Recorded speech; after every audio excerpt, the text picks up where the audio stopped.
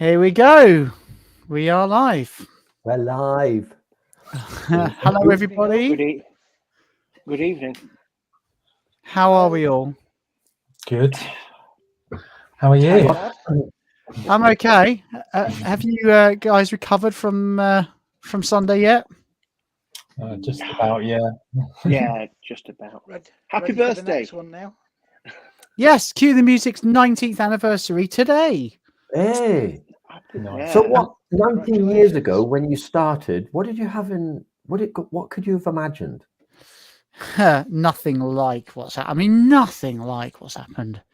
Yeah. Just nowhere near. I mean, really, when I started, it was just about doing parties, really, just doing Bond themed events. Was that 19 years ago, Warren? Cue the Music or London Show Band? No, the show band's 1999, so 24 years ago, isn't it? Right. 24 years ago in July. So yeah, Cue the Music 19. I call it 19 years because that's the day that the website was launched. Right. We didn't actually do our first gig until a year or two after that, but that was when I first put it out there, and we had pictures and what have you. So we've got loads of people joining. Lovely. Wow, look at this. So many. Great to see so many people. We're definitely going to have lots of chat about the other night and want to hear lots of people's stories from the weekend. And we might have a few more guests joining us, hopefully. It could be up to 4 people. It might be none. It depends. They've all got other busy. Yeah. So we'll see if some of them make it or not. If you're in the comments though, or if you're watching this, if you tell StreamYard to allow your voice to be your name to be seen when I pop it up like this, like my friend Ed Gilroy, who is, by the way, the co-promoter for the concert at Bexhill next year. For those of you that are coming along to that, was it 21st of September? I should be telling you. You should. Ed, dive in on the comments and tell me. Remind me, it's 21st of September, I think, isn't it? So that's he is the co-promoter along with myself for that. So that's quite exciting. Look, lots of people. Happy birthday! Thank you, Lauren. Happy birthday, 19th birthday today. We turned adults last year. So, guys, Jonathan Pinfield, who I spoke to in a very hurried fashion the other night. Congratulations, a great event on Saturday. Looking forward to coming to St. George's Hall. It's coming to St. George's Hall. Cool. Paul Digby loved the O2 show. It's the 22nd. I'm so sorry, Ed. I was close. So Bexhill, Sunday, 22nd of September. Yeah. Well, if you get there on the 21st, you're just really keen. At least you haven't. You're not going to miss it. You're not going to miss it, are you? It'd be worse if I'd said the day after. So, guys, tell me about your weekend. How was it for you? What did you get up to, and what was your experiences of the show? We came down on Saturday. Went to check our cases in because we were way too early for checking at the hotel. Went for a wander around London, which absolutely shelled us out for everything else for the rest of the day. Once we got tied up in the demonstration. Yeah. Had an early-ish night, and then big breakfast and the cable car over the river on the Sunday morning. Ah, cool. You're so quiet, Brian. It's really hard. Brian, it's so hard to hear you. You're really quiet. I'll tell you what, I'll tell you I'm just going to bring in, who's just joined us. I don't know how long he's going to be here for, so I'll bring him in now. It's Dutch Bond fan, Jerome. Hey, guys. How you all doing? Good, thank you. Jerome. How are you? Hi, Jerome. Good to see all of you guys again. You too. Yeah, you too. And you had a mega weekend of getting involved in all the events, didn't you? Yeah, well, I suppose looking from the faces here, I think all of us had, didn't we? I think I've seen all of you this weekend. So it wasn't just me, but yeah, it was spectacular and a bit overwhelming as well. When you're doing a YouTube channel it's still surreal when people I went to the toilet during the QT music show, and people were staring and whispering, and then I was washing my hands. What were they staring at? That's the problem. I was washing my hands, and Yeah. and the guy was looking at me like this, and I was like, quite a show, right? And he was like, "You're a Dutch Bond fan, aren't you?" That to me is weird, really weird. But spectacular weekend. I know what you mean. I still have the same thing. In fact, David and I were talking about it, and it's so lovely when people come up to you, isn't it? And but it even after all these years, it still has that same effect on me. I'm still like, wow, I can't believe that people are really that excited to sort of speak to you. I mean, from my point of view, I've already put out almost a public apology about it because I felt terrible. I had so many things going on Sunday, as you know. I mean, better times anyway, but especially on Sunday with ticketing issues and people not getting wristbands and stuff. And every time people come up to me, I'm like, "I'm sorry, I can't stop. I've got to go over here to sort something out." And I just felt like I was constantly being rude to people and saying, "I'll be back later," and then never seeing them again. But it is so nice to see so many people, and that everybody's just in such an amazing spirit, so happy. Yeah. It was completely understandable too. I mean, I can understand that there must be so much going on your mind after doing something like that. So I don't think any of us held any grudge or whatsoever. It was completely understandable. I mean, I certainly completely understood. I felt kind of guilty that I didn't even get to buy you a drink. You invited me over. You invited me over to see your show, and I'm there. I'm so overwhelmed, and I felt completely in debt, and so you still owe me a couple. It's all good. So tell us, Jerome, did you have a particular favorite song from the night? Anything that really that took you by? Well, what about favorite one that really got your blood pumping, and maybe one that took you by surprise? Well, a funny story is everything was really good, even because, and I'm sure you've heard this, Another Way to Die was really good as well, which usually isn't one of the favorite Bond songs to some fans. I loved it. I became a fan because of it. But one of my favorites was, I was telling Lyrit and the other guy sitting next to me, like, "Oh, shame they didn't do License to Kill." And then at that moment, David Koritsky comes on, encore, License to Kill. And I'm like, yes, because it happens to be my favorite movie, and I do like the song as well. So that was a good way to finish off the show for me, at least. Yeah, funny enough, when we sort of first kind of really the theatre show started to really take off, it was License to Kill that really used to steal the show. And I'm not saying it still doesn't, but I think that there's kind of other songs that are on par with it, like Writings on the Wall.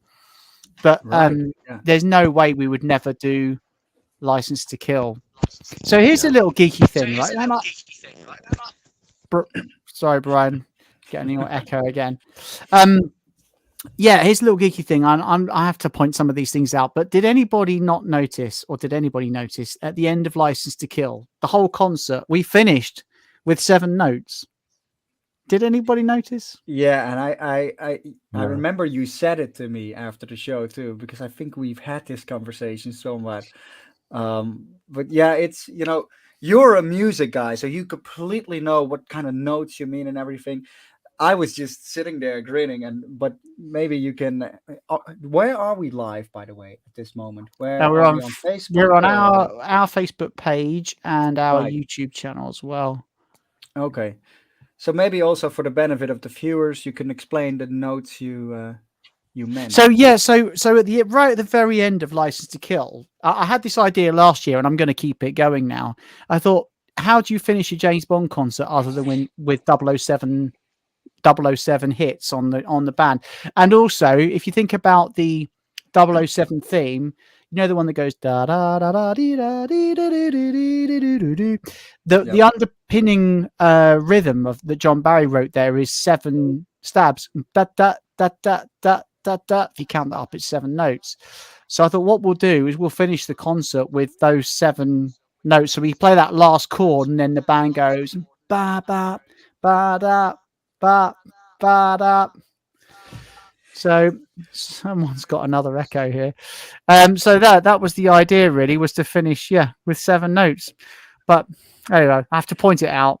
But that's how geeky I am about it.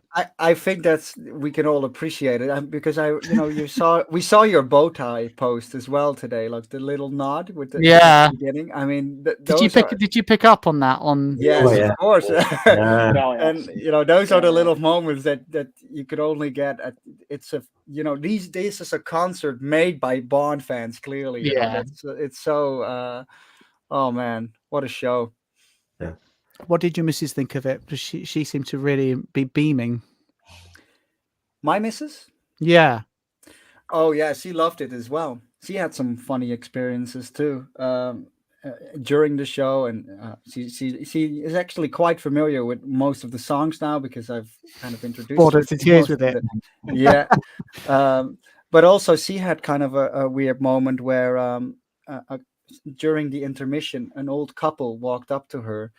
And they complimented her on her dress, and they were kind of thinking she might be someone famous or something, which but she didn't know who she was. But they asked her like, "Wow, are you going to be a future Bond girl or something?" and she said, "No, but I talked to one of the real Bond girls before the show, and they mentioned that I could be one." And then they went like, "You talked to Martine Bashwick and Christina Wayborn," and then she was like, "Oh yeah, no, of course that wasn't everybody that got to." She was like, "Yeah, we did." And then they wanted a picture with her. They didn't know who she was, but they thought she might be someone important or something. So that was really surreal to her. I'll tell you what, though, Jerome. I said this to you on the night. You two are one stunning couple. I mean, I even said this to David after I met you the day before. I said, "I'm as straight as the day is long, but that Jerome is one good-looking chap." Thank you. Yeah, that makes me blush. That's very generous. No, I mean it's good. It was really good to meet you in person finally. Completely the same for me. Completely the same. So heartwarming, and to see all of you guys, and Craig I've met at the Shake and Not Stirred, and we were in the same quiz group together. We won last year, actually. He's very knowledgeable on. He knew the taxi. Was it you, Ruben, Craig, that knew the taxi number, or what? That was Alistar, I think. It was the taxi registration on in Wow. Dr. No. And we'd watched it the night before at Pinewood. And like, so that's how I met him. I think between 3 of us, it was like, well, there's that there. And it was just a case of combining it together. That did win. That is serious. That is serious geeky levels. I mean, I thought I knew more about Bond than anybody until I discovered the Bond community, and I was like, I really don't know anything. I mean, I've like registrations and stuff is another level. Like even the, I don't think I even know the Goldfinger ones that well. So I think my Bond knowledge isn't bad, but it's never going to be that level. Mind you, I bet you I do all right in the music round. Oh yeah, well, I hope so. So what about you guys? Time. Go on. Oh, I was say confession time. When I did the music quiz, when Ellie were proofreading it, she went, "Oh, I'll give you a quiz." I was terrible. What, in the program? 5. Yeah, in the program. Terrible. Yeah. Have you guys all done the quiz in the program? Not yet. Should I tell you? Right, I'll tell you what. Then. Let's read it then. Hey, here we go. I'm gonna test you all. I'm completely unprepared for this. That's okay. No, I'm not going to put anybody on the spot. You can shout answer. We can have answers in the comments as well. Right. Let's see. Bond music quiz time. Okay, we'll start with the easy ones first. How many scores did John Barry compose for the James Bond films? Oh, I have to count them. Right. So From Russia with Love.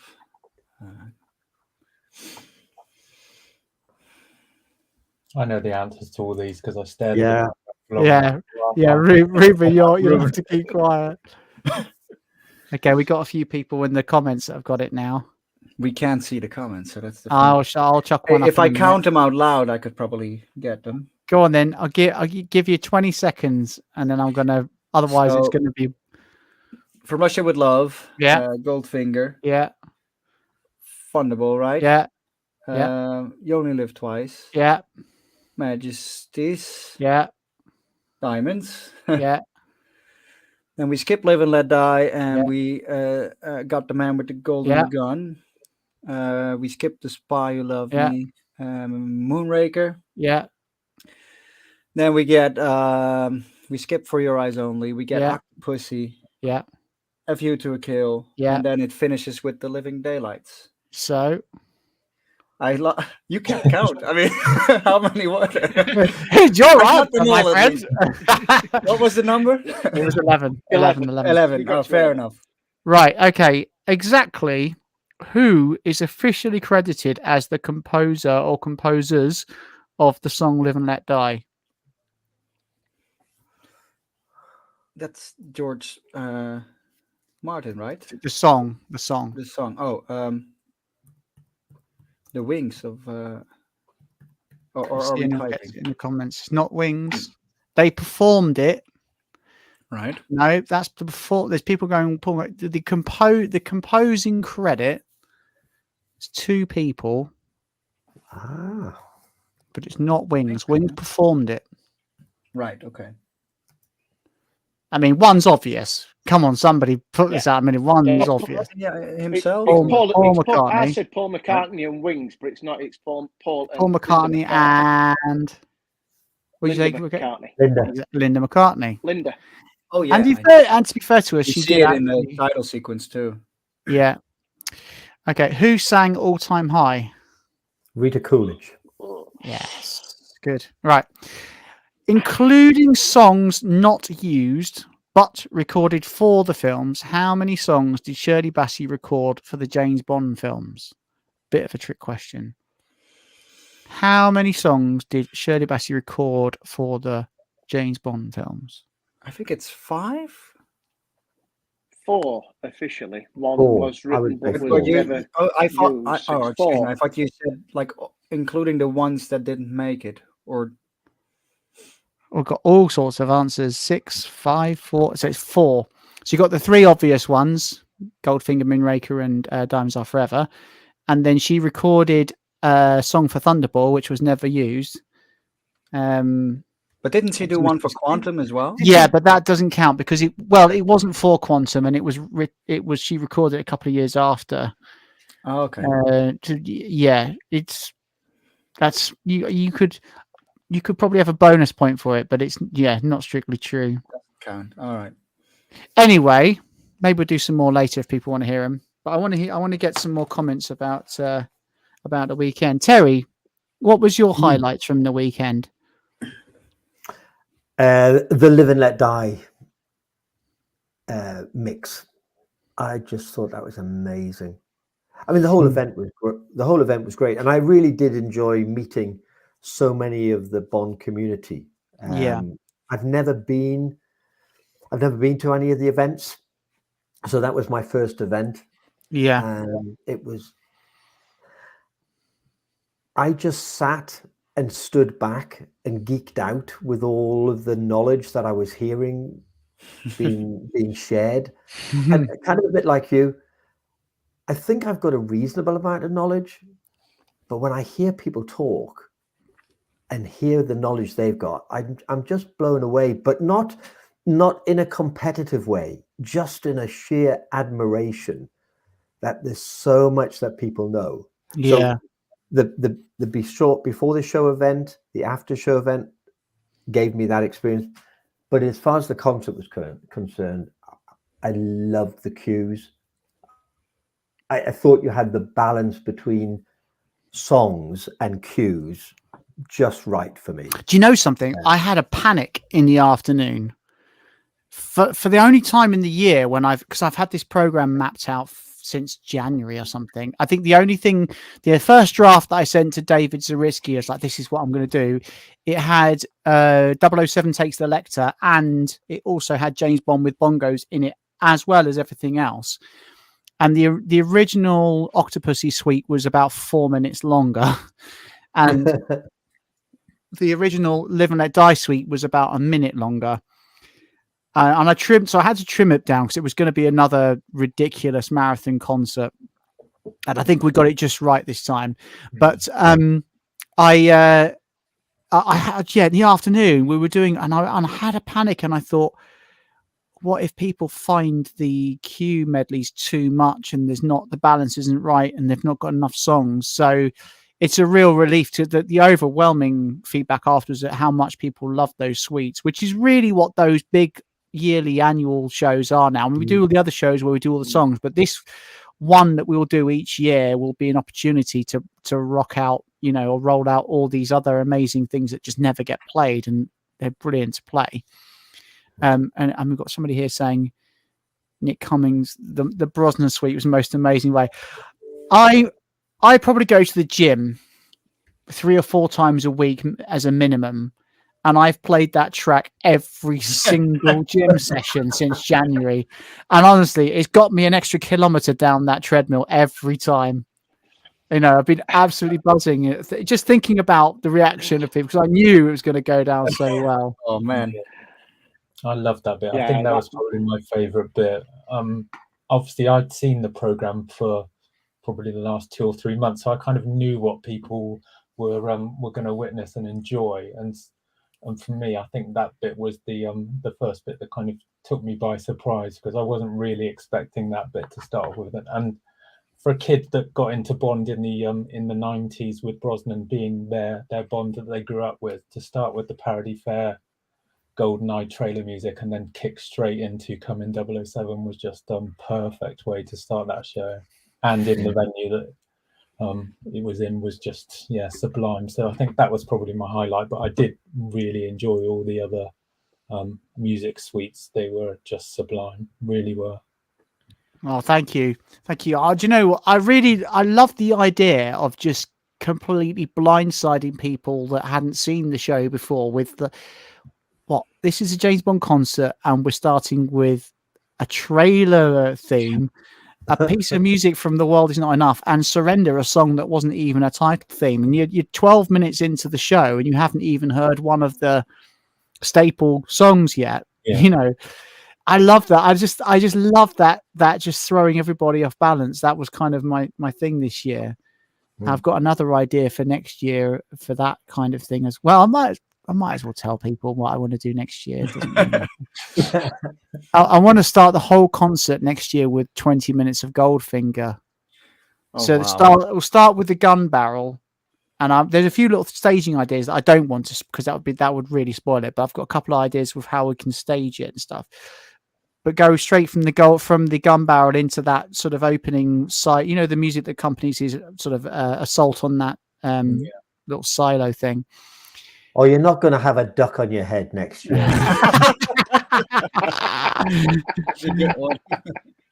No, definitely not doing that.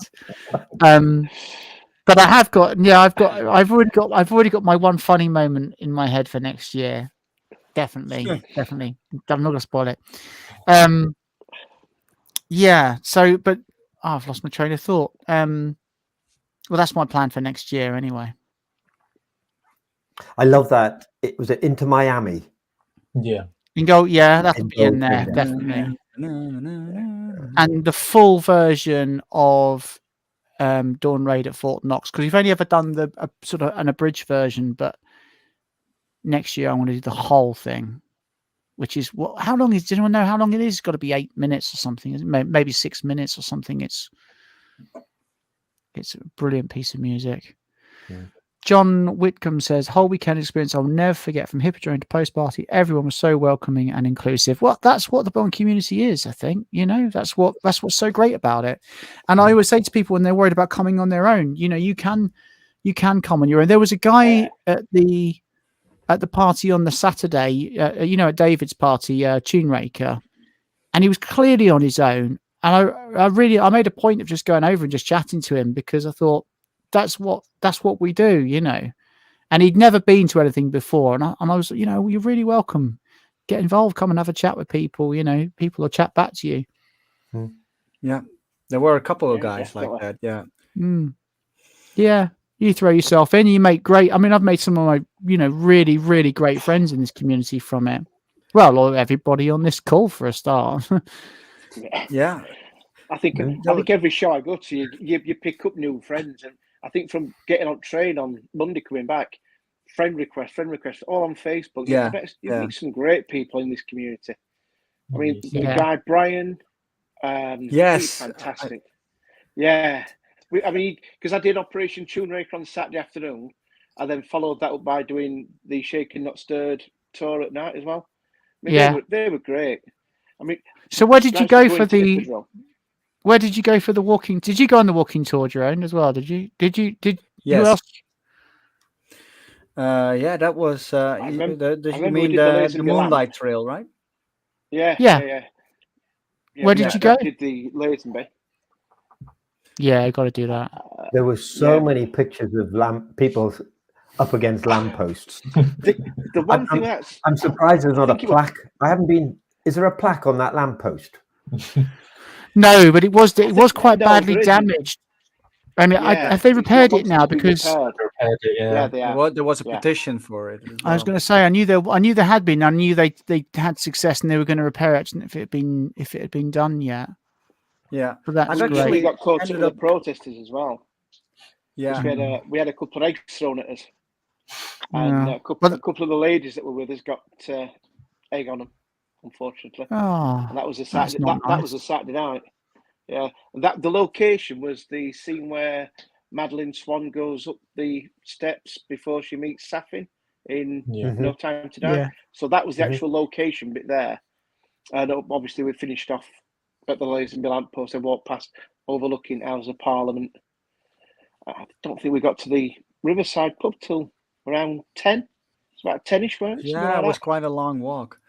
We had a little McDonald's stop in the middle, but it was. I've actually ended up doing the walk twice, sort of, because after the QTM music show, I took the underground to Leicester Square to have a little quick bite to eat, and then the underground was closed off after hours on Sunday, and we were staying at Vauxhall at the MI6 building, like one street behind it. So we ended up walking the whole thing again, and wouldn't you know it, in the middle of some random street, Leicester Square, street here, street there, I meet Brian again. I run into him after the show, like 3 hours later, in all of London. Like, how does that happen? So we took a picture to prove it. Like, how do we run into each other again after being at the after show before, all the way in the west of London? And it's a small city as well as big. That was such a coincidence to me.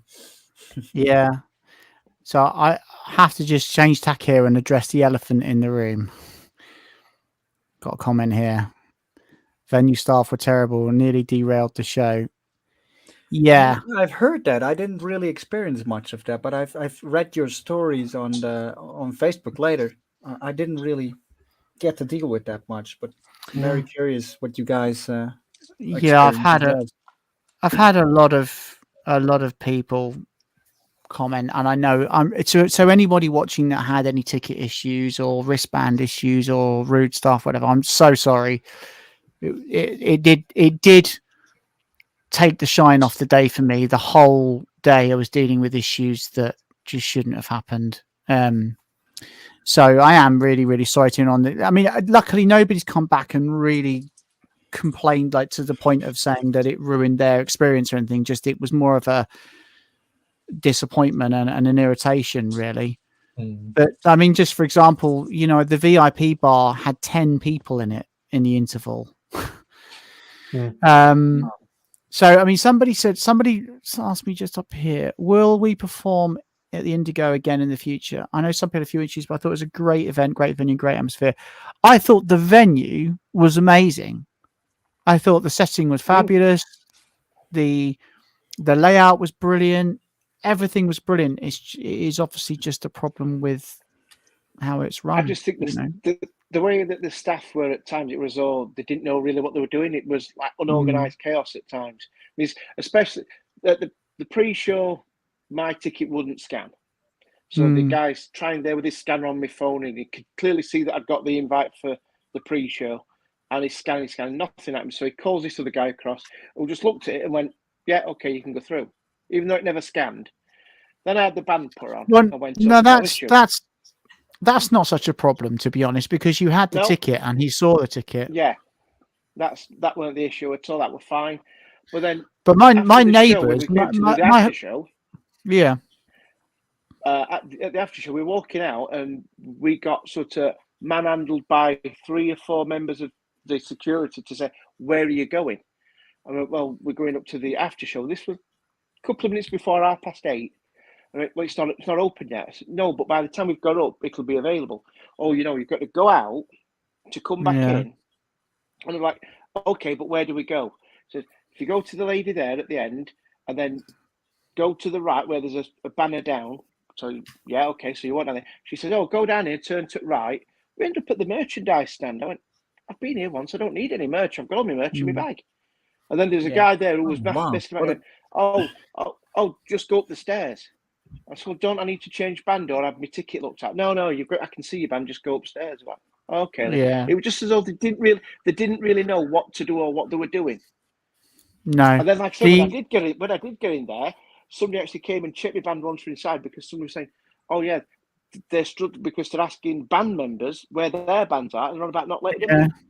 Yeah.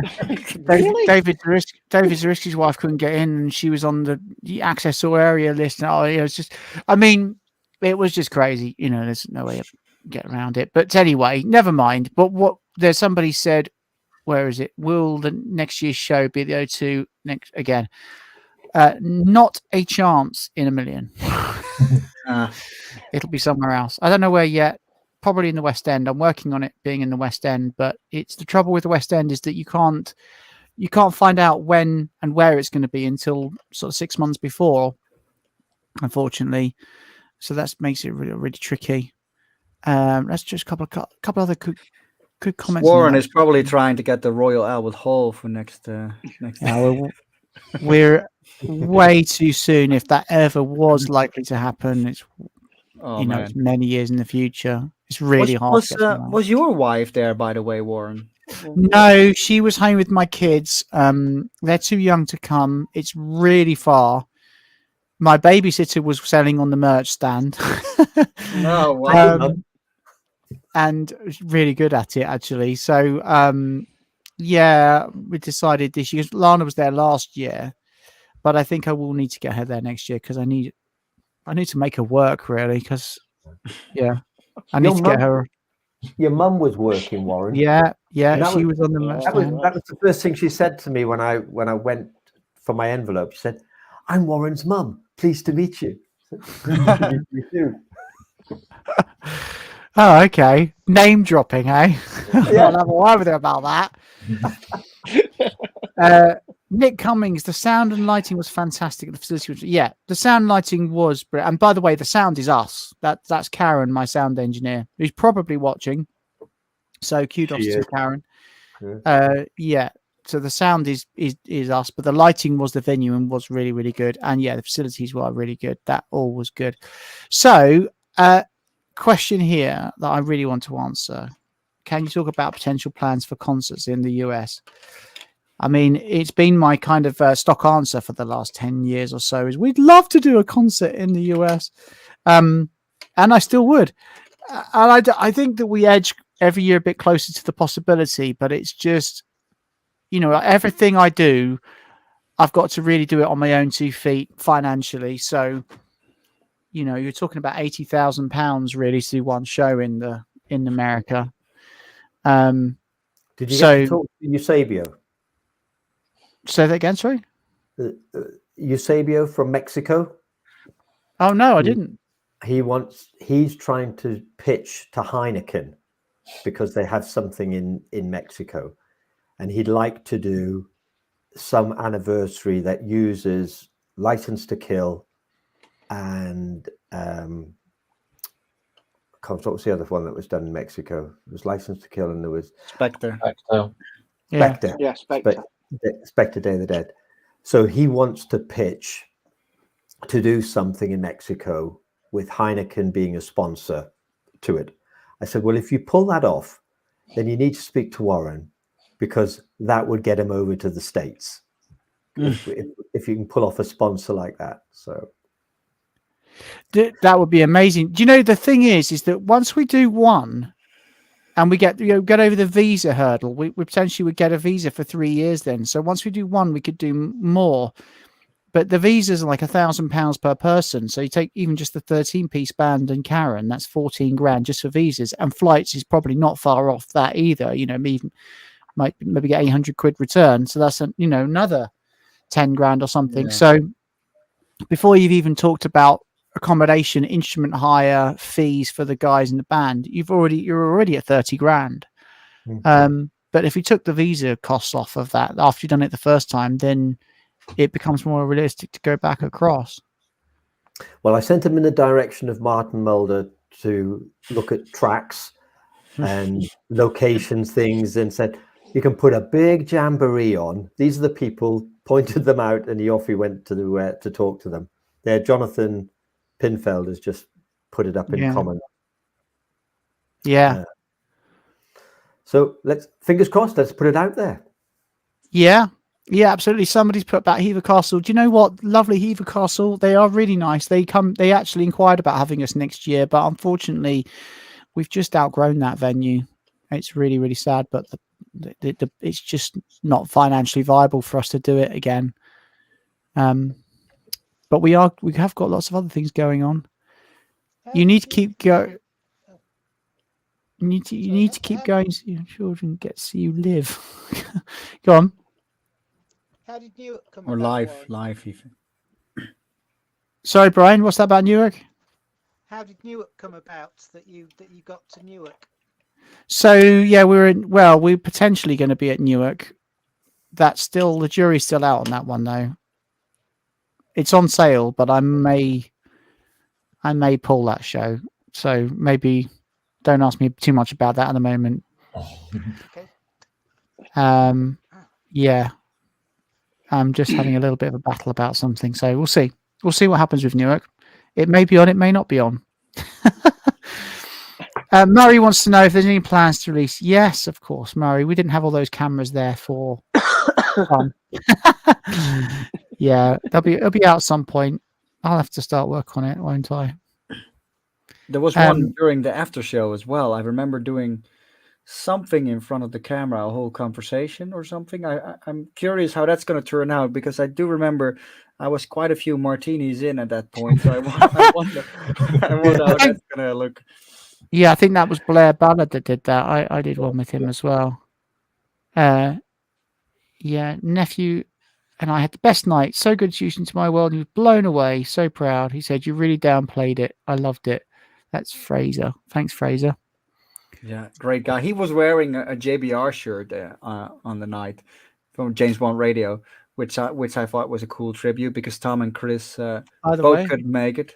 And you're wearing Joe Darlington, who also sadly couldn't make it. So yeah, doing the tribute. I do wear this shirt quite a lot actually, but I'm only wearing it because my Cue the Music one's in the washroom the other day. No, Joe Darlington was really proud, and he's like, I know, but I could have just put on any old T-shirt. But hang on, we've got a very special guest coming in here. Say hello to Kerry. Hey, oh wow! Hey. Who's Keza? have we got somebody jumping in, Warren? Yeah. I'm in my pajamas, so excuse me. We let the riffraff in. How are you, Kerry? How are you feeling after the weekend? Have you recovered? Just about, I think. Yeah, back to Monday morning was back to school runs and work. So back to reality with a bang. But no, what a great night. I had a similar thing, Kerry. So Sunday night, I think I got to bed at 2:30. I got up at 5 o'clock to get Christina I was going to take her to the airport, but I woke up at 5 and I was like, there's no way I can drive across London like this. I'm just completely shattered. So I got her an Uber and I put her in the Uber. I went and had a bath, went down for breakfast, and thought I was going to drive home. And then by about 3:30, I think it was, I picked up Izzy from school and I was sat watching her doing her swimming lessons. And I was like, this is do you know what? It's just as lovely doing that, of course, but it's a bit surreal to have come from that the night before to being just absolutely shattered watching her doing her lengths. That's it. But that's what we do, isn't it? We're kind of Bond girl by night, mum, and work 9 to 5 girl in the daytime. So kind of keeps. It truly is like living two lives, isn't it? Yeah, you only live twice. Yeah, that's it. And you're out doing a school thing tonight, aren't you? Or kids thing? Yeah. Well, Lola? I should have been, but Lola's been off not very well today, so she wasn't doing her cheerleading thing this evening. No, so I'm currently in my pajamas. Why not? Sat on the sofa. Yeah. But keeping it real. So what was your favourite part? By the way, anybody watching, if you've got any questions for Kerry, stick them in the comments and I'll put them up for her. What was your favourite part of the night the other night? Did you have a particular favourite moment? Do you know what? The standing at the side of the stage watching the opening of the show, actually, that was I think the very opening was so different. I didn't know what was coming at all. So that was the first time of me kind of getting any gist of what the evening was about. So I watched as much of it as I could from the side of the stage, and it was fantastic. Kerry, did you get Warren's thing about the bow tie, or did that pass you by? Oh, that passed her by. I can tell you that. He's checking with everybody. Any kind of like I didn't, the twins, like the knife throwing twins. I had no clue who they were. So they were backstage. I was like, "Hi, nice to meet you," thinking they were like some kind of fans that had won some kind of. Oh no! I had absolutely no idea. Absolutely oblivious. So Kerry, just so you know, that bit in the music the piece is called "Come in 007, your time's up," and there's a speedboat chase along the Thames right outside the O2, and there's a little bit when Pierce Brosnan's Bond in his speedboat, it dives underwater, and as it goes underwater, now it was quite funny at the time. He wouldn't do it in the current Daniel Craig films, but as he goes underwater, he just adjusts his tie at that moment. So that's what. So I came out to the front of the stage just at that moment and just gave it a little twizzle and a wink. Okay. And So the hardcore fans then. Yeah, there was at least half the audience that didn't get it, at least, but that's fine. It's a little bit like last year with the feathers. I mean, Lana, my wife was there last year, and she said at that moment all she could hear was my mum going, What is it? What's it about? What's the funny bit? I don't get it. So I'm trying to find out. Because I was like, you came walking out backstage, and I was like, "What are you doing? what are you doing?" You were like, "Fine." You didn't even bother trying to explain it to me. Yeah. The funniest thing about the feathers thing last. It's fine. Some of them will get it. It's fine. Okay. The funniest thing about that whole thing last year was David DeAndre's face, because he'd come back to do that one song. He'd come back to You Know My Name last year, Jerome. We had our old guitarist came back and sang this one song, and he hadn't played with the band for like 5 or 6 years, and he was in a really good mood. It was like, and I think he saw me, and you could just see, I could see it, his face was just told the story, and he was looking at me going, what the hell have I done? What is going on? This is going to be so embarrassing. And I said, David, trust me, I know what I'm doing. And then of course it was fine. Okay, we got a few questions coming in, so or just compliments. I thought it was amazing how you sung the duet Another Way to Die as a solo. How challenging was it for you, and do you have a sore throat afterwards? No, the funny thing is, at the end of the show, that's when I'm properly warmed up and I can literally just do the whole thing again. The adrenaline's pumping. No, I've actually been fine, which I'm quite surprised about, actually, seeing as, we hadn't performed for quite a while. We haven't done the show for a year. Yeah, so I was a little bit worried how I was going to feel after the show, but yeah, no, we could have come off, had a break, walked back on and done the whole thing again. Like that's where you are just a freak of nature. Like for your voice is freak. I mean, I've known you for 20 odd years, and that's what you've always been like. You know, and the thing about you is there's no real training behind it. It's just pure, natural, raw, unhinged talent. Yeah, and I think as a as a vocalist, I probably should do. A lot of vocalists I know will do kind of the proper warm up and the la la la la la la la la in the dressing rooms, but no, I don't, and maybe I should. Maybe I should, but my kind of warm up is the sound check, really. Yeah, well, do you remember I used to make just because it was the first song that you did in the set, we used to do Goldfinger, and I think either at one point one of us went, "That's a really stupid song to be your first song to sing." Yeah. And then we started doing, I think, You Only Live Twice or something, because the first thing you've got to do is hit that last note at the end of Goldfinger, which is probably one of the biggest notes in the show. It is quite, I am conscious of that being the song, and that being the the final note of that song is a big one. So that is, I am quite conscious of that note at the end, but yeah, it's you just by the end of the. But as you know, the other night, seeing as we hadn't done it for a while, I was when I came out and on Surrender, I was quite nervous.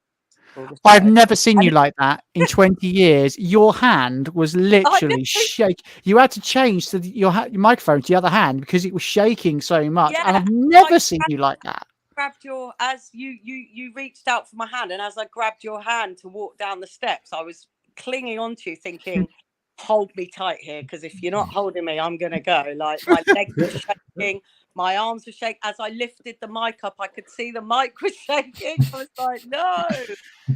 Yeah, it didn't sound like it at all. It was phenomenal. But you kind of feed off of that.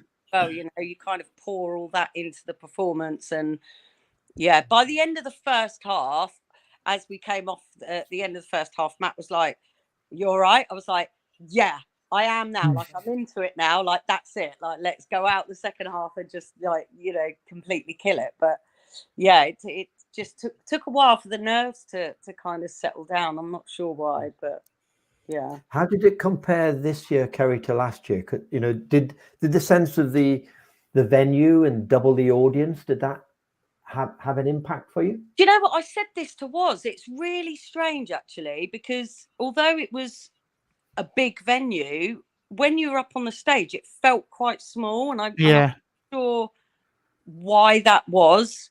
But we've played theatres all over the country, and the theatres feel bigger. Yeah, I hate to say this because it kind of makes it. I mean, so many people said to me they thought that was our best ever show, but I felt the atmosphere was more charged at Her Majesty's. Yeah, but that was the emotion of it, though. Yeah, of course.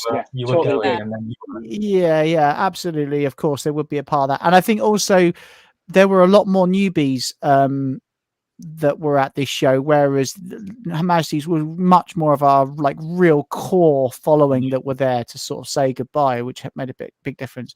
But I just mean, I think that the theatre actually, it was, as Kerry said, it was kind of weird. It doesn't feel like there's 1,700 people in that room. It feels smaller. Weird. I did love the venue though. I mean, it feels, it's great the way it's laid out, but it just doesn't feel as big. Kerry, Matt Sutton's asking, what's the most challenging song for you to sing the other night? Oh, I don't know, actually. Maybe our original No Time to Die, I think, just because we hadn't done it. Yeah.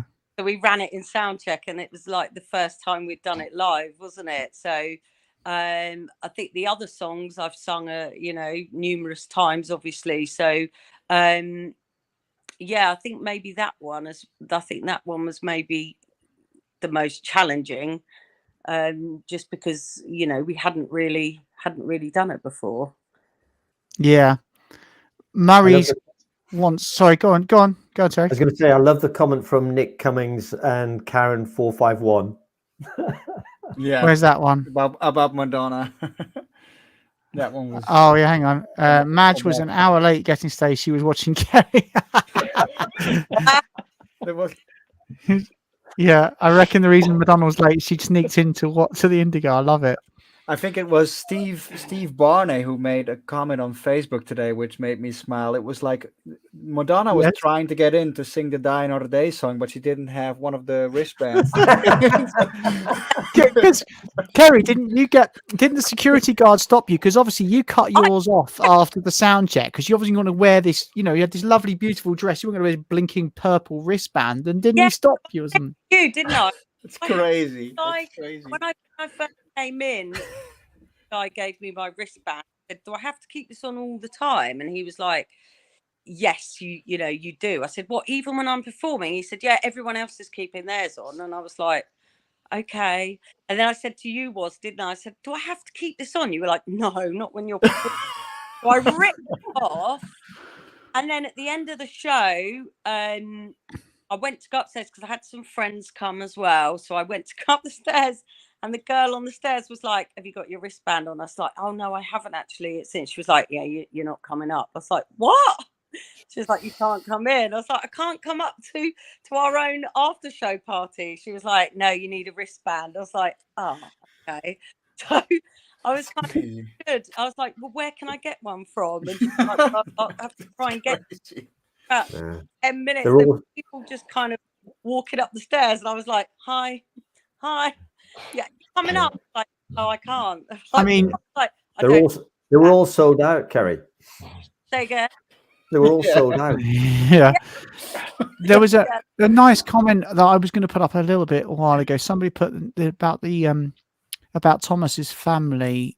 I can't see it now, but I just got to tell you that this funny story. I lost it now, but yeah. So obviously Thomas's family who came on stage, they were on the list to get in. I mean, I know they were definitely on the list to get in, and they couldn't get on stage at one point. They were by the stage door, and the security guard saying, "No, I haven't got a wristband. They can't come through."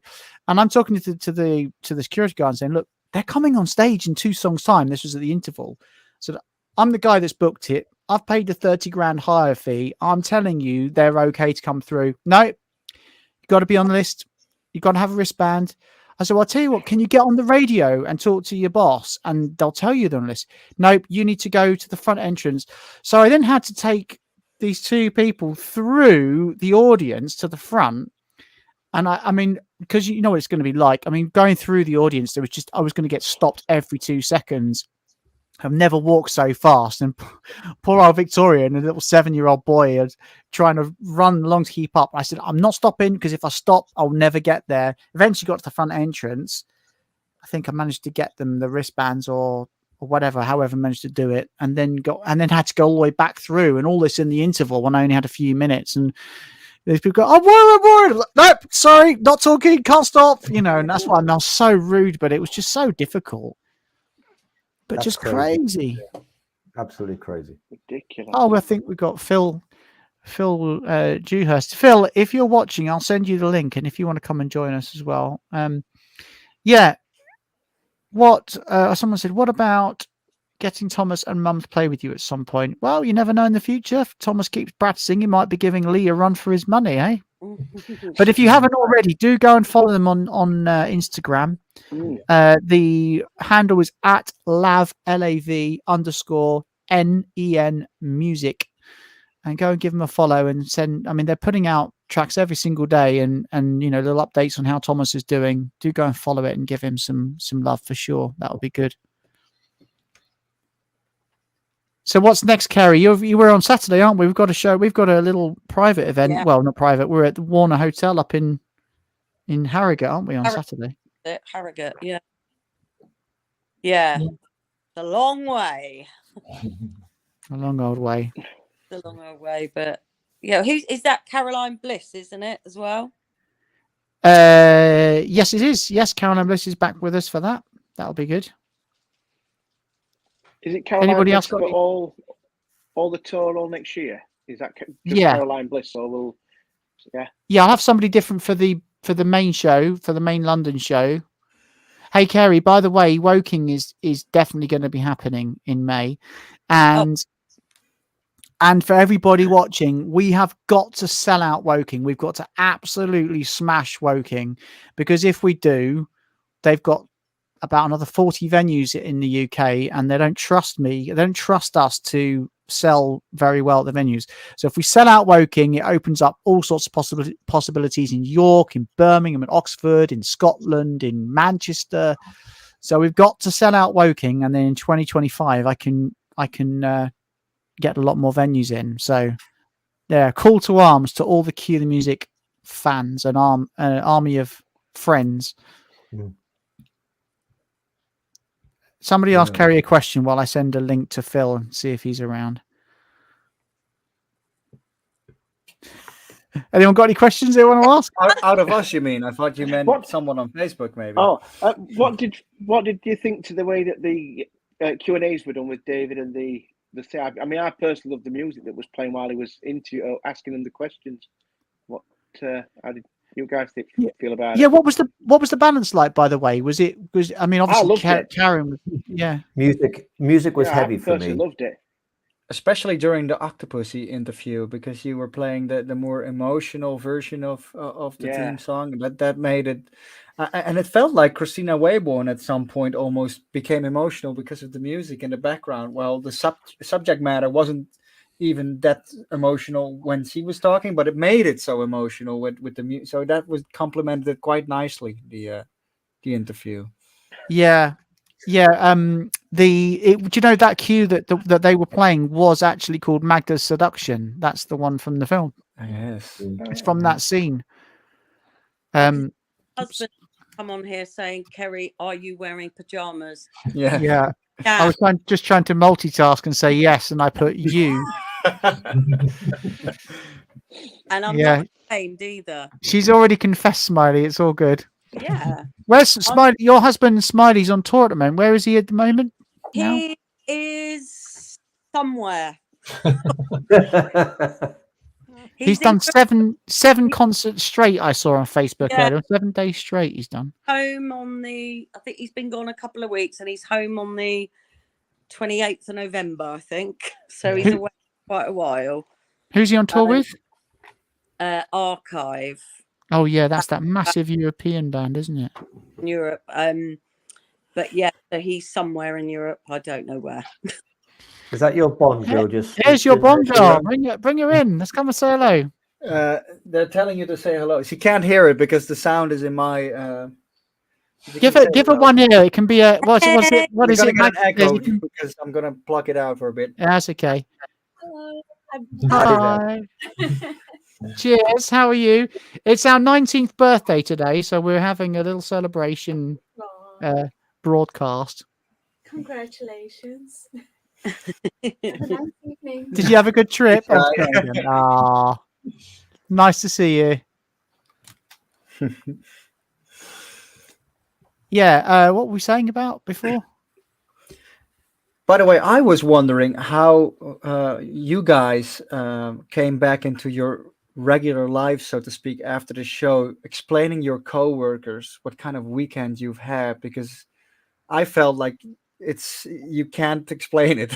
It's like you can tell them, because for me it was like I went to London and I went to see a James Bond concert and I was invited, but they don't get it. It's especially in the Netherlands, it's not that lively to get a grasp on what the Bond community is, even what it even is, or what the music, what I even mean. What was it like for you? I mean, for me, I don't get it across at all to coworkers. Can I go first, Kerry? Because I love this. Is such a great question, and half of your co-workers have been in the band. Well, no, but that's the weird thing. Yeah, so when I go back to my RAF job, which is a band as well, yeah, as you said, there's a few of them that do play in it and that know it, and then there's all the others, and they have I don't think they have any idea. They're like, oh, you had a little gig at the weekend. Yeah, just a little one, yeah. You know what I mean? And it's like, and I mean, it's no point anymore. I don't even try and explain it to them. I think, whatever.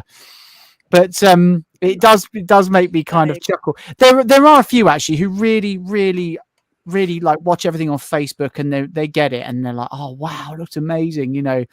but I do think it's also quite funny. There are one or two that just like, yeah, so whatever, you know.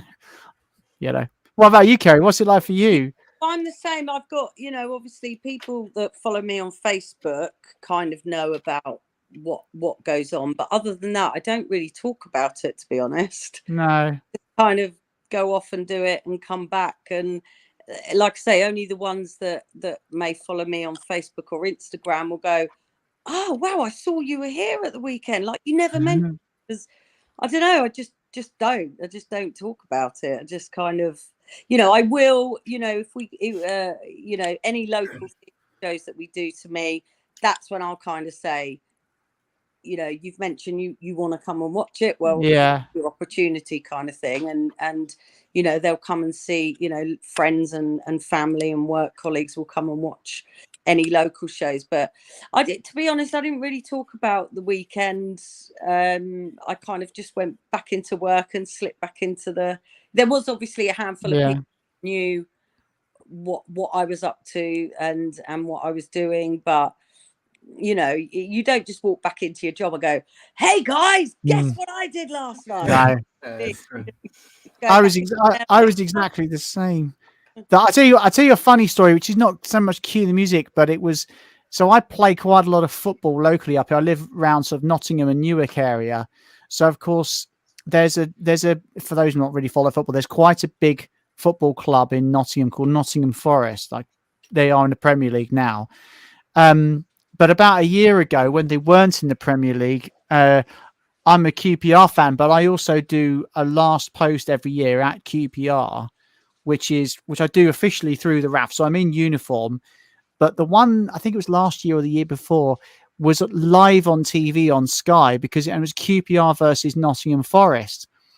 And when I came to the last post, the camera was literally there in my face. Like it was so close. I think you got blinking zoom on it. You could just stand a little bit further back. Anyway, but of course, I've never told anyone at football what I do. I might have said, "Oh, I'm in the RAF. You musician in the RAF? Oh, right, yeah, you play a bit of music or whatever."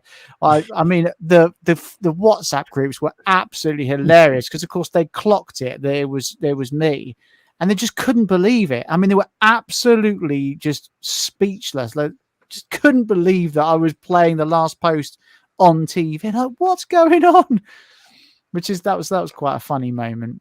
But yeah, same as you really, Kerry. I don't really talk about it to the ones who don't already know about it. And the ones that do are really interested, but the ones that don't just don't get it. But I would love that question, Jerome, because it is funny. My mum's like the funniest one with it. She gets really annoyed on Facebook when she's sort of saying to everyone on her Facebook channel, you have to come and see my son's concert. And people are just like, yeah, whatever, another gig, whatever, But yeah, mum's always going to be the most supportive, aren't they? Somebody said, I want to ask this question. Out of all the songs you had to cut from Sunday show, which one would you like to have included? Out of the songs, Kerry, that we didn't do, which one did you miss the most? I'm probably going to say the other No Time to Die. Oh, really? I really enjoy singing that. Yeah. But obviously, if it was a toss up between the two, I would have, chosen the original. But yeah, I've that's slowly becoming one of my favourite songs to perform. I would probably go with Goldeneye. Actually, I love Goldeneye, and I love it when you hit that note at the end of it as well. That's always a big moment for me in the show. That really high note that every other singer in every other James Bond concert always bottles, but you always smash it every single time, never miss it ever. So that's always a big moment for me. It is a great song, actually. So, and be honest here in the comments and in the group. What was I know that we've had some really nice comments about No Time to Die, and it probably the one that we did, our one, and it probably would be a one-off. But what did you think? Do you think? Would you rather have, on balance, would you rather have heard the original, the Billie Eilish one, or did you enjoy that one's a bit of a twist? Because I won't do much of it, but I have got an idea for a few years' time, and I already messaged Smiley about it the other day, and I said I've got a little kernel of an idea for a riff to redo Die Another Day and do our own version of Die Another Day. Have you? Yeah. Please do. That's Hey, news to you. Please do. Yeah. Yes, what do please you do. think? I No, I enjoyed really it. like I your really, version. Now I'm curious. I enjoyed Yeah. it because you're also listening to the music behind to hear the other songs that are in that riff. You know, you're trying to pick Yeah. up the other films that are in the riff. So I Yeah. really like it. Yeah, I think Nick was Certainly right. weren't out I of think it was place. perfect for Sunday's show. Just as Nick says, it Yeah. felt Yeah. it felt something special for everybody. Yeah. Yeah. I mean, it's really lovely when people like Matt say this. It's very kind of you. I'm not sure it's true, but it's very nice of you to say. So. I agree with him. Yeah, no, absolutely. I mean, it's the only time we've ever done it live because we recorded it before COVID, and then we put it out, and it was just a bit of fun for the fans, really. But everybody seemed to really get in it. It was so funny when we were writing it, Smiley and I, because it just kept. It was a little bit like building something out of Lego. You just keep adding bits on and bits on and bits on, and it just became this sort of massive thing that started so simple, and by the end of it, it just really grown. We're very proud of it, weren't we? Yeah. No, and he is as well, and he didn't know, and it was only on the Monday when I spoke to him, and he was like, "How did it go?" I was like, "We did the No Time to Die, like the original version." He was like, "Really?" I did tell him we were going to do it, but it was a long time but ago. I told him. Yeah, exactly. He would have forgotten. And then I said, "Yeah, and was Kate Front did a nice little kind of, speech. Really touched, actually." He was like, "What?" Yeah, I actually know Kerry. Genuinely, I nearly sent him an apology actually because I don't think that I actually gave him as much credit as I should have done because I did mention it at the start and say we'd co-written it together, but then I spent quite a lot of time talking about how I'd put all the little Bond nods in, but Smiley brought the lion's share of that, the underpinning of what that song was and the chord structure and lyrics. I mean, I've contributed little bits here and there in all the areas, but Smiley's such an experienced songwriter. I'd never done it before. I definitely couldn't have done it without Smiley. And which the thing is, when you're talking in front of 1,700 people, you kind of don't want to just stumble and mumble and just want to keep going. And you have all this stuff in your head, but it doesn't always necessarily come out exactly as you meant. But very much was a joint effort for sure. And he's Made a new word up for it, Warren. Bond fan, so to get the chance to write his his own Bond theme with you was he jumped at the chance. Do you know what I mean? Yeah, someone's asking if we'll do a Bond 26. I don't know. I don't know about a Bond 26, but I really like the idea of doing something for Die Another Day because we've never done, well, not since the early theatre shows, we've never done anything for the Die Another Day song, and nobody's really got any interest to hear the Madonna version. Sorry, but they don't. I thought it might be quite fun to come up. Only the Madonna audience who she played it for on Sunday. She did. She played it. Yeah.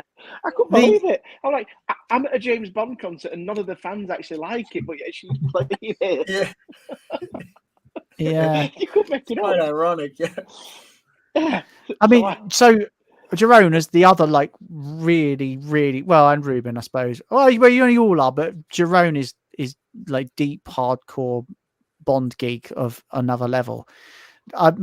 I'd be interested to know what you think. So my idea for a Die Another Day song is if you're gonna sit down and write a Die Another Day song properly for that film, especially where it comes with, you've got the footage being shown of him being tortured and being in captivity for, is it 18 months or 14 months or something, isn't it, that he's there? And so my thought was that if you're James Bond, you've had this carefree lifestyle where you travel the world, you've got every woman that you want and every luxurious lifestyle that you can possibly imagine. So I thought, where you suddenly being captive, your world is being turned upside down. So my thought was, if we took the Bond riff, the da da da da, and turned it upside down, da da da da, and did something around that. That's never been done in any of the songs. Nobody's taken that riff and just inverted it. and I thought we'd like, build a whole idea around that. And it could be, and it actually, when you do it, it actually sounds really, really dark, like really dark. Make sure no one steals his idea now that you've. It's out there now. It's out there. Okay, copyright. Yeah, you heard it first here. Yeah, I think you could think of so much stuff that would have fitted it a lot better than what they ended up doing in during the torture sequence there. So. Yeah, I'm now very curious for the next show if you're ever going to show that. No, not next year, but maybe in a couple but figure of speech. But yeah, it's. I wish they'd have done something like that for the end. But No Time to Die, I think that'd have been so fitting. Turn something like that upside down and make it darker. I mean, you've just killed off your main character. I mean, that'd have been ideal for something like that. I have to say, Craig, I think the song "No Time to Die" works amazingly well in the film.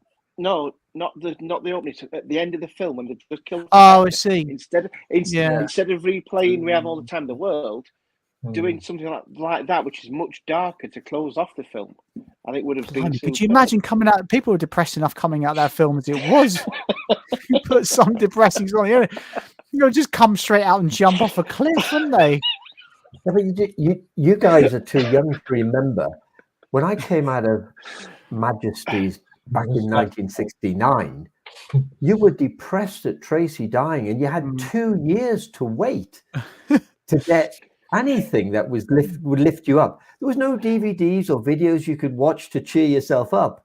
It's like, what's just happened? 2 years to wait.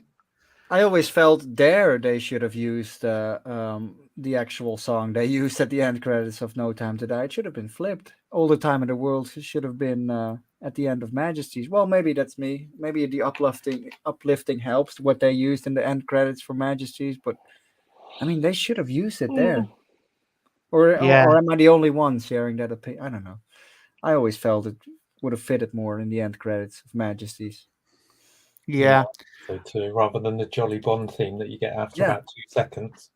Yeah, exactly. It's like you see the bullet hole, it zooms out, and it's like da da da da. It's like, whoa, that's, I don't know. Yeah, no, you're right. You're right. Yeah, somebody's just asking. I was trying to find a video. It's just wondering how you guys keep such great timing without a conductor. So we have everything's on click track, and it even has all the tempo changes in it. I mean, everything's live, but we play to a click track. So literally, and we've even got the letters in the music, so you can't get lost. That's the only way we're able to pull it off, because it literally goes 1, 2, 3, 4, A, 2, 3. It's all me talking as well. By the end of it, everyone's sick of my voice. Or band. Yeah. But that's the only way that we were able to pull those medleys off. I mean, it is ridiculous, actually, how the band do it. It's getting really confident people that are really good players that can just play it once and I said this to a couple of people that were at the sound check. I think I said it to David, or if you'd been at the sound check and you'd heard any of those medleys run, you'd have thought, God, this sounds ropey. But as I said to the guys in the band, and I said it on the mic to all of them, I said, look, I know that there's a few bits in this that sound a bit ropey. I said, I'm not going to do them again because I haven't got time, but I also know that the next time you play, it'll be on the show. And now that you've had that one kind of check version, the next time you know what's going on, it'll be perfect. And it was. Warren, I forgot the gentleman's name. Who's the lead guitarist who you had? Well, we had two. I mean, the lead guitarist was Dan Booth, but John Wright was back for this. Yeah. Yeah. So I was talking to Dan in the bar afterwards, and I just said, how much notice did you get? He said, I got the music on Wednesday, and I had a sort of play through there, and we did the sound check, and that was it. And is that right? Can I just tell you something, Terry? Yeah? He got the flipping music in July. What he means is... Well, he must have only opened the email on Wednesday then. No, he got the music in July. I could see Warren's face as you were saying that. I was thinking, Terry, stop.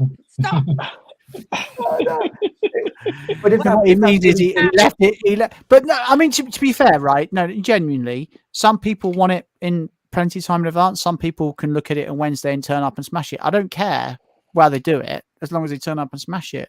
and that, I think that was the thing that just really struck me, as to whatever they felt they could do as professional musicians, just turn up and do it. And it just it stunned me to think that they could pull something off with even just one rehearsal when you're all together, which is a sound check, you know. Yeah, I tell you what, though, it doesn't half put you under a lot of pressure for me, because the stakes are so high. You know, there's that such high expectations, and you know, the everybody's coming there expecting you to deliver on one. Well, I know that the QTM Music fans are going to be forgiving, and that they already, you know, they love what we do, and they'd probably allow a little slip or whatever. But equally, I know that there's that pressure that we've got to deliver, and we always get over the line, but it's not scary getting there sometimes. Who's the person who never gets the score in advance? Karen, Who's the one person never given? I don't get what that means. Who? There's one person never given the score in advance, isn't there? Was? Oh, is this Karen? This must be Karen, the sound engineer, Karen. Yeah, but I gave you all the sound. I gave you all the tracks to listen to, Karen. All the tracks. Like, honestly, the people. I have been planning this like a military operation since January. I had my first meeting with Dan on guitar and chat about it in like June or July. I've got it on StreamYard. I've got the actual recording of us doing it. So I can tell you the date. No shaming. So yeah, cheeky. I mean, Chris asking, do we practice? We've never practiced, do we, Kerry? No. When was the last time we got together and did a rehearsal? Oh, Don't even remember. we didn't. Hey, When was the last time we got together and did rehearsal? I don't know if we ever have we? Maybe Only the first. probably when you first, all them years ago, came and asked me if I wanted to do it. That was probably the first, round about the first time, the first and only times that we've rehearsed. Yeah. Weren't the strings absolutely stunning the other night? Yeah. They were amazing. Yeah, they're beautiful. Yeah. I don't know if you noticed, but we had Sergey on first violin, who is as big a Bond fan as anybody. Oh, he was like, every time I looked around at him, he just had this massive grin on his like he was going around getting selfies with everybody. Like, he was just like, this is brilliant, you know. But so here's the thing, you know, he's a lovely, lovely guy as well. But he goes along to Bond events, and he's kind of said to me a few times, "Oh, you know, I'm a violin player," and he's one of those ones you think, "Oh, okay, here we go." You know, somebody plays a bit at the weekend. You're like, you know, I'm ready for a gig, man. You know, I thought it was going to be like that. And then it was earlier in the year, we were both at the Octopussy event, and we just got chatting, and he was saying about how he'd done this album recording film music, and it was on Spotify. And I thought, well, I've listened. I listened to it. I thought, wow, this is an amazing recording. Like, the orchestra are seriously good. If you're in this orchestra, you are a player. And then I did a little bit more digging around what he's done, and think, yeah, he's quite good actually. Yeah, it turns out he's absolutely amazing. But he's such a big Bond fan that he comes over to it was at Piz Gloria, and he was at this Bond event in May. So when I asked him, and it was actually because the normal violinist Jags is not well, and so she's had to pull out of doing them now. But so I said I dropped Sergey a message and said, "Do you fancy doing it?" And of course, he bit my arm off. But it's a perfect marriage, because you've got someone who's an amazing player that loves Bond, and me that, I mean, I want people that want to do it and that have that buy-in and that passion.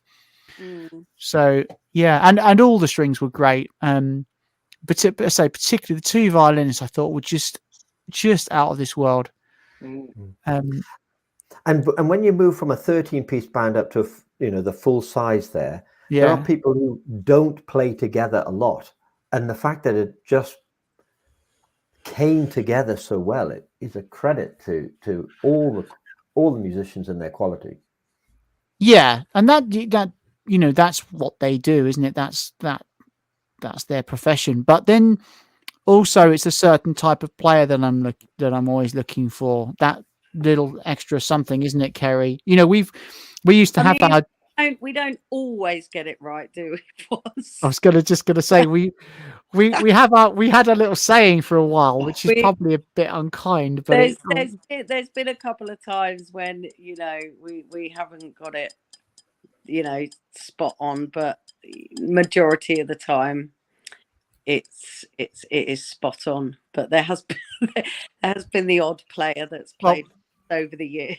So our little saying was that we've kissed our fair share of frogs to find our princes. But Warren is the funniest on sound checks and gigs when you do have those players that aren't quite up to par. Yeah, I'm not exactly very forgiving, am I? But the thing is that what I have realized over the years is it's not that these people are bad musicians. Sometimes it's a case of they haven't prepped it well enough, but also it's just that they're just not right for it.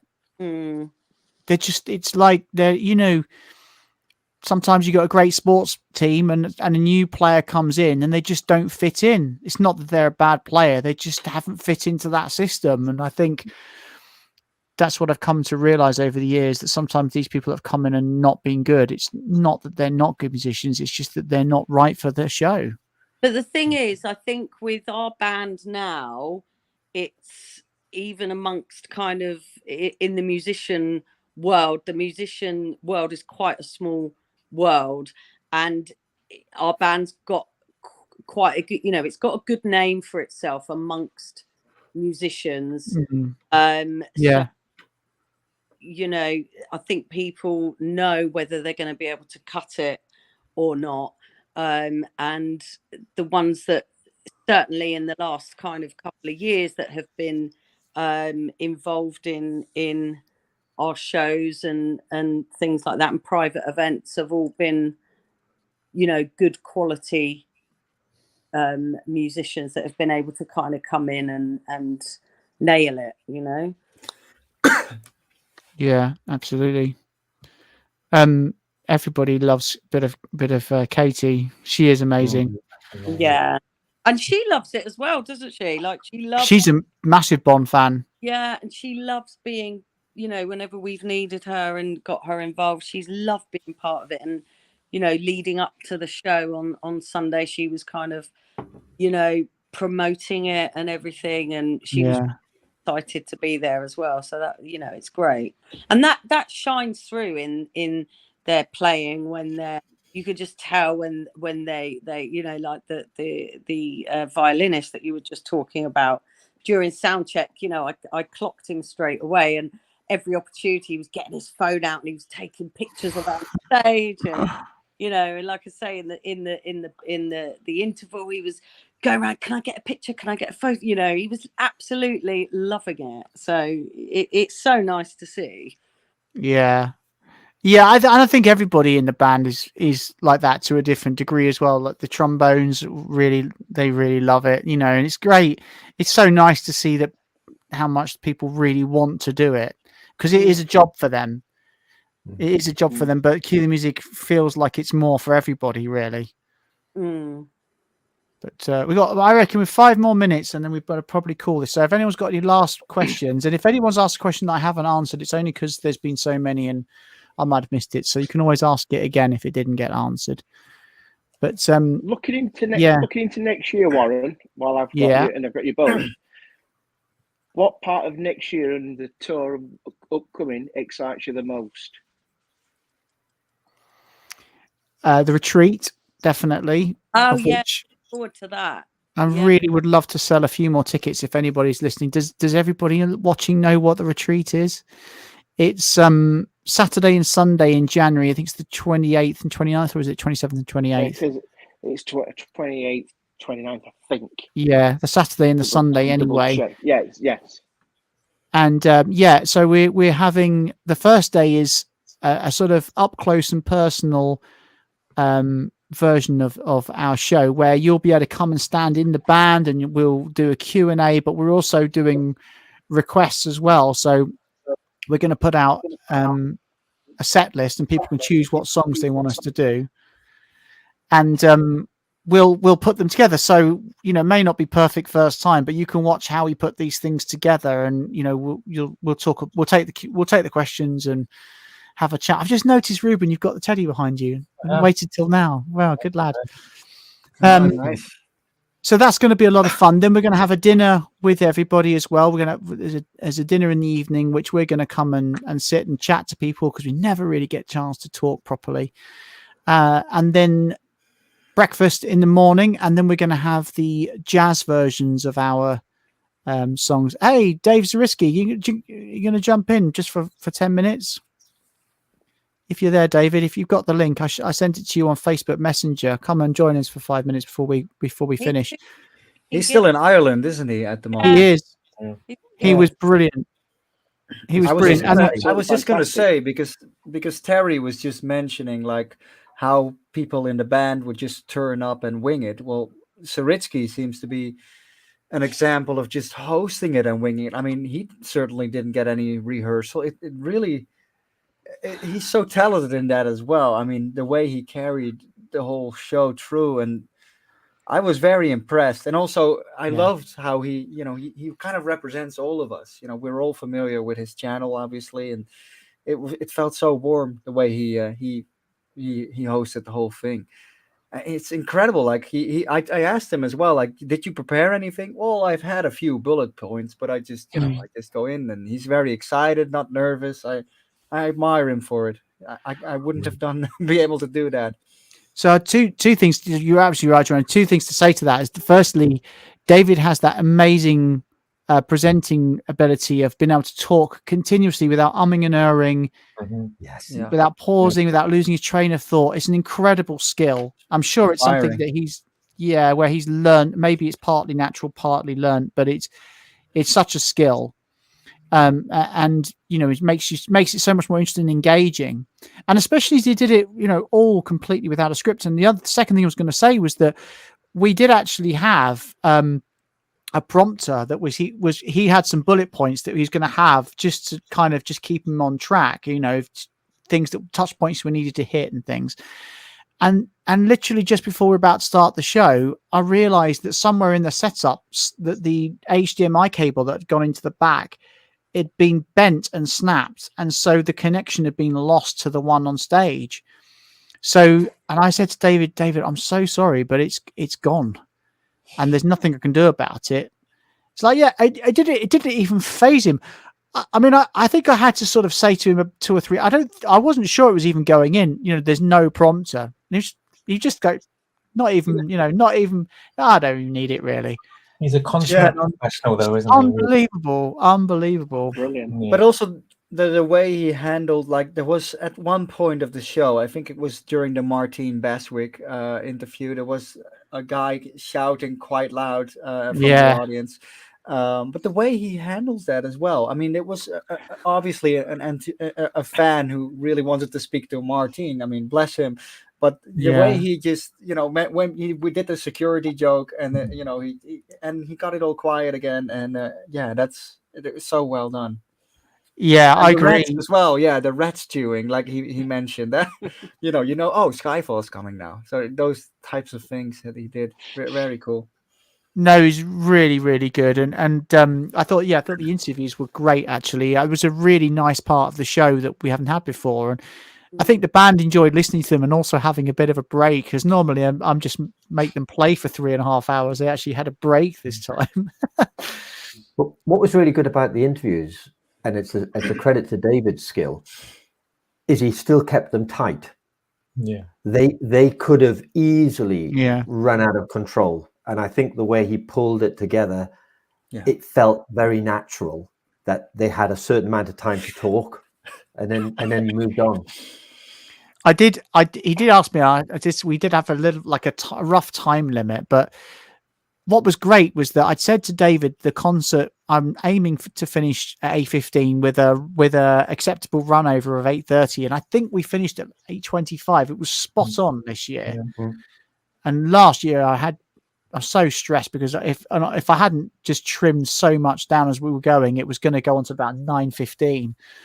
But I think it was perfect this year. The length felt right, didn't it? It wasn't too long or too short. It was okay. Yeah, it did. Although we finished the sort of curtain call, we did the bow, and even before we got back to do the encore, there was a load of people that are rushed out to get out. I don't know if you saw that. Oh wow, did they? Well, we could really see it where we were, couldn't we, Kerry? They were running for the exits, weren't they? Yeah, they literally were. I was like, come on, we need to do it now. If we're going to do it, we need to do it now. Even that we're losing them. And then when we started License to Kill, I saw them coming back in. Oh, really? Oh, I didn't notice that. That's cool. Or a few of them coming back in. Yeah, so that was cool. Because that was a new experience for me, actually. I've never really had that problem with, or never experienced people going before we'd Maybe actually they played wanted the encore.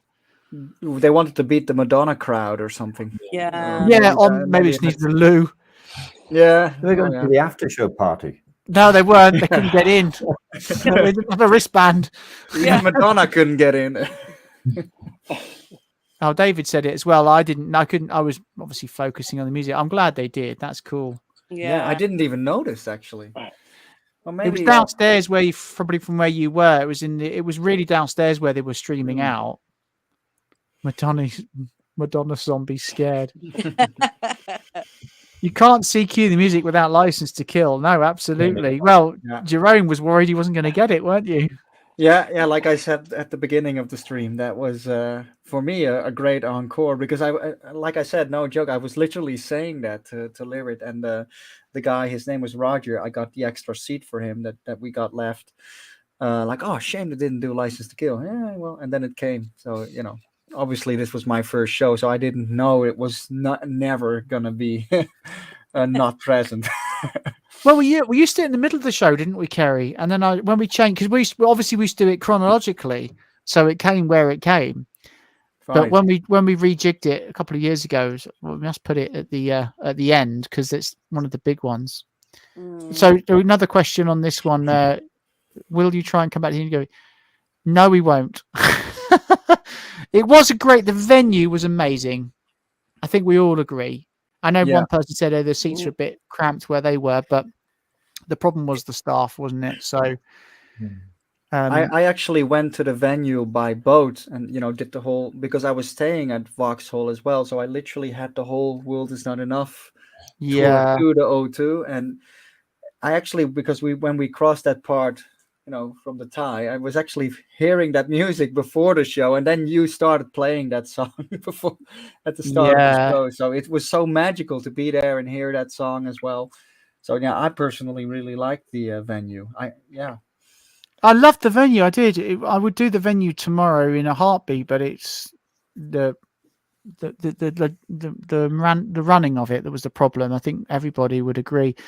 I might do it again with the 13-piece band just on our standard tour, but I will never do the big show there. And the thing is, if we're going to do the Goldfinger stuff next year, I'd like to try and add more strings. So we're going to need a bigger stage. But poor old Valentino's asked this twice now. Sorry, Valentino. Is there any chance doing a show in Cambridge? There's always a chance. But I don't know. There's nothing in the pipeline at the moment, I'm afraid. Is Cambridge connected to the people who have Woking? I don't think so. You can have a look on ATG venues. I'll have a look while we're chatting. But yeah, I think my plan next year is to try and do either Theatre Royal or Adelphi again in the West End. I mean, I'd like to do the Theatre Royal as my first choice, but it's whether or not it's free. I'm aiming for the 6th of October. That's the plan. That is the plan. And good to know in advance. Yeah, you can mark it in your diaries, but don't buy your tickets just yet. No. I don't think Cambridge is on that one, by the way. I'm afraid. Would you not look at Majesty's again, or is Majesty's fully? We've grown out. We're crazy thing. We've outgrown it. Isn't that a great thing to say? Indeed. But you know, when you think gone. it's 1,150 tickets and we sold 1,700 this time. You know, I already had so many people disappointed they couldn't get after show tickets, although that's ironic because all they need to do is just show up and blag their way in. And unless you actually had a ticket, in which case you couldn't get in. Yeah. Anyway, guys, I think we'll probably wrap it up there and say thank you to everyone. Jerome, thank you so much for joining us. And Kerry, thanks for swinging by in your pajamas. You can go straight to bed now. Keeping it real. And Craig and Ruben, of course, as well, you know, and Brian before. Of course. Yeah. Yeah. We lost Brian somewhere there, but yeah. Great to see you all, guys. And everybody watching, thank you so much for the support. One thing, Saturday, when we go to Harrogate, could you bring me a programme, please? I will, and I will just do a plug before I go and say Ruben and I say Ruben and mine, but Ruben.